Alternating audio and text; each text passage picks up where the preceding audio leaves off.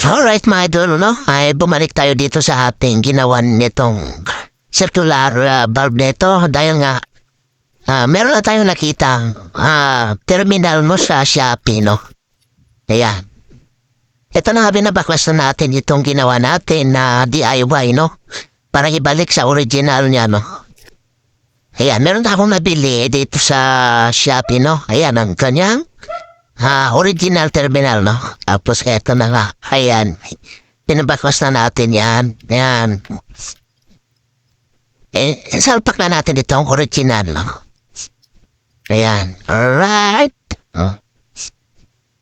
Tapos ito nga mga idol ay kailangan natin tinarin itong electrical tape dito sa may starter, no? Ng bulb, no? Ayan.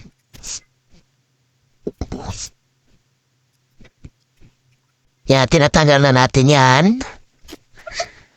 para ikabit doon sa original niya, no? Na terminal, no? Ayan.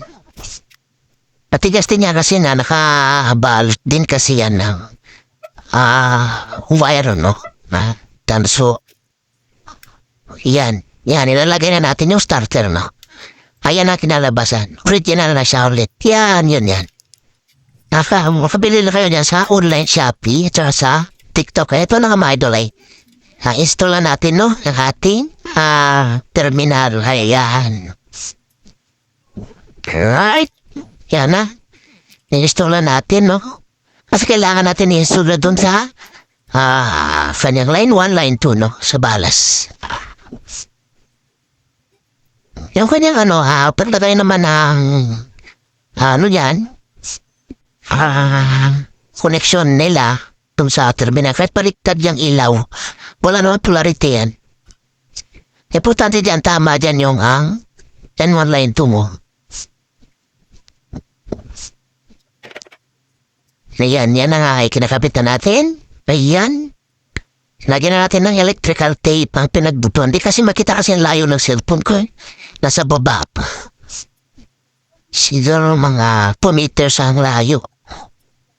O 3 meters ang layo niya. Kaya, zoom ko na lang itong idol, no? Pero hindi pa rin kita. Yan. Sinecheck ko mahigit dyan kung okay na ba yung connection. Tapos ito na nga ay pinidyoan na natin. Alright! Ito na mga idol. Check na natin kung ilaw ba o hindi. Open sesame. Alright? Ayan, okay na mga idol, no? Ayan, yun, okay na mga idol. Thanks for watching mga idol sa ating mga vlog, no? Sa Resboto Vlog.